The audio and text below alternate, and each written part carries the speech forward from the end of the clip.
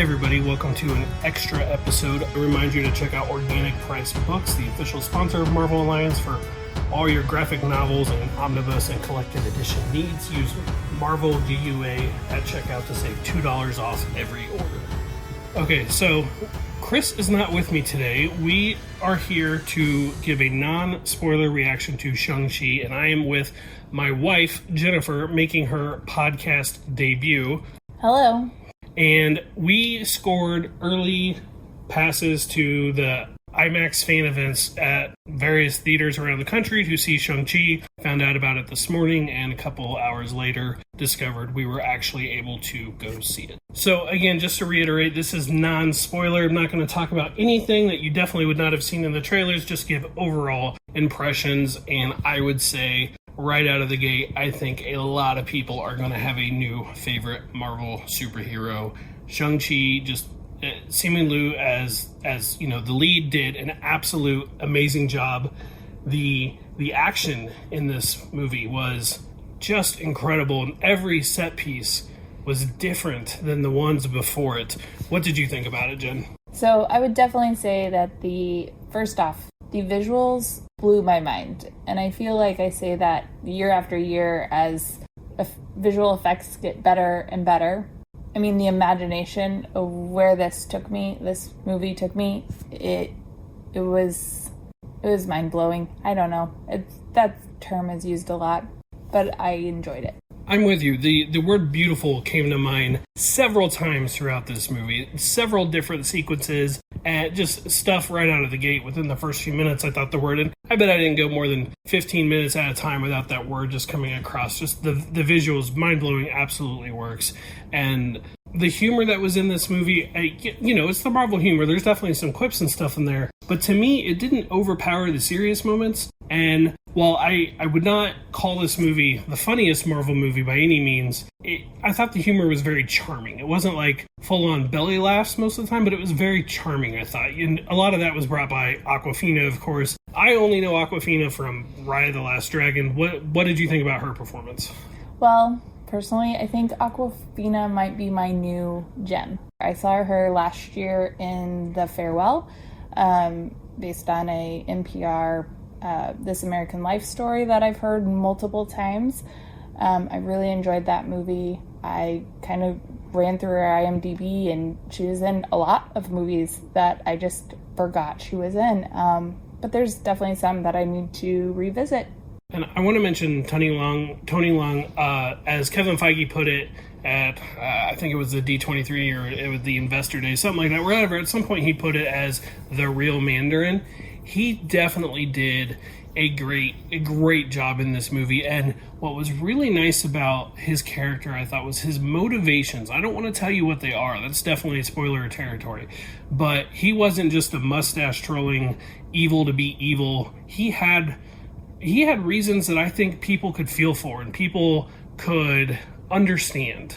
I think the way that Kevin Feige referred to him as the real Mandarin, we can pretty much all infer that there is an acknowledgement of the Mandarin name having been used in the MCU in the past. And I don't want to tell you in what form that took, but they did acknowledge it in a way that I was very happy with, very satisfied with. I don't want to give much more than that, but to me, I thought that it was a good way to call back to something in the MCU while at the same time moving the story forward. So yeah, his dad is definitely a good villain to me. I'm just a layperson, not a huge critic, but I felt for the villain in the highs and in the lows. Yeah, people who subscribe to the Marvel villain theory, which I don't, listeners, but people who do, I don't think they have any ground to stand on here. His character's name is Wen Wu, which we already knew going into it. He did a really, really good job. Speaking of characters that we knew were in this, that was confirmed. Abomination versus Wong. I'm not going to talk about that actual little fight scene there because I'm going to let you be surprised about that. But I was just curious, Jen, because I know, you haven't seen The Incredible Hulk in who knows how long, but Wong you've definitely seen more recently in, Endgame, Infinity War, etc. What did you think about Wong showing up in a non-Avengers, non-Doctor Strange movie? I love Wong. Yeah, how can you not love Wong? He's awesome. Every, just the biggest smile. Like, he just brings a huge smile to my face. Is that just a fair... No, that's totally fair. He is a delight. He's just a delightful character. And one thing that I really enjoyed seeing here was, like the Avengers, Infinity War and Endgame, it was all about bringing everybody together. So, of course, he shows up in that, right? And then we've seen him in Doctor Strange. We know he's going to be in Doctor Strange 2. The trailers gave it away, but it was just nice to see him in a different movie. A movie that we didn't expect him to be in. And I'm not going to tell you that he's in 90% of the movie or anything like that, but his appearance is definitely noteworthy. So, Brent, was he in the trailer? Yes, he was in one of the trailers. You see a glimpse of the fight with Abomination and Wong in one of the trailers. And then everybody's speculating about it, and the next day Kevin Feige confirmed it. Okay, I just don't watch trailers, so... No, you do. You didn't see this trailer because I showed you...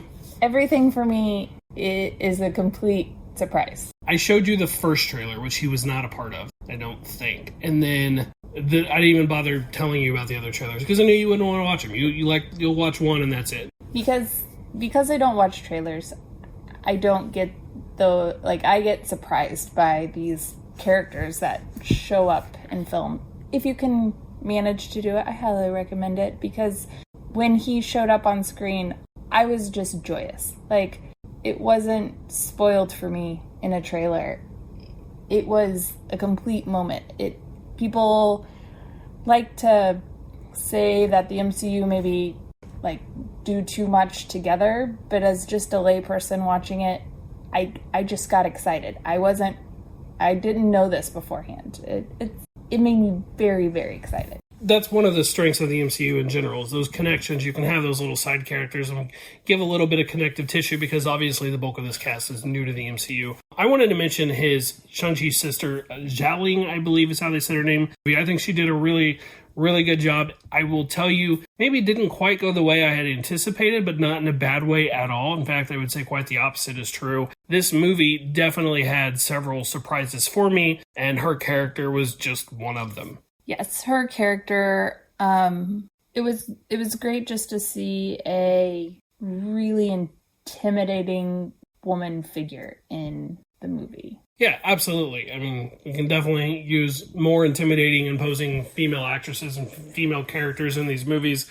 And even though we've got stuff like Black Widow full of it, well, we want the movies starring men to also feature those women as well. And I would just tell you, if I were to see her again in the MCU someday, I would not be disappointed at all. I really enjoyed her character. And just because I'm a arts and crafty kind of person, I just want to mention costumes. I mean, everything blew my mind. Just even seeing small to the smallest detail. I don't want to give anything away, obviously, but there was everything. I agree. The costume design was really, really strong for this. And you've got lots of different varied looks, along with the different set pieces, different costumes, the visual effects, all of it combined together to, again, just to go back to that word we said earlier a few minutes ago, make for a very beautiful film.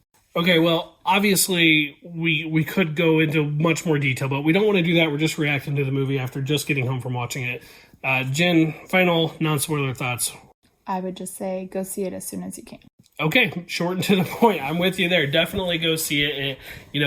I've seen the movie now. I loved it. I can't wait to see it again. And I'm like, oh my gosh, now I have to wait 2 more weeks. I'm kind of used to seeing these movies and then the next day going back and seeing them again. I do wish, as I've said before, that this was going to be on Premiere Access so more people could see it. If you can safely go see it theatrically, definitely do. But regardless, one way or the other, as soon as you're able to, go see this movie. Believe the hype you've heard from the other reviews. It is definitely real with Shang-Chi. Here in a couple weeks, we will have the full spoiler review for Marvel Alliance with members of the GUA. So look for that in a couple weeks. And then coming up next, we have What If reviews and maybe that rumored Eternals trailer review. So if you have anything to say, if you want to let me know what you thought, if you happen to go to one of these things, I am at Brent Prime on Twitter. The podcast is at Marvel A Podcast. And my wife doesn't really do the Twitter thing, but if you have any thoughts or any comments, you can let me know, and I can certainly relay those for you. Thanks for checking this out, and listening. Again, please go see Shang-Chi as soon as you are able.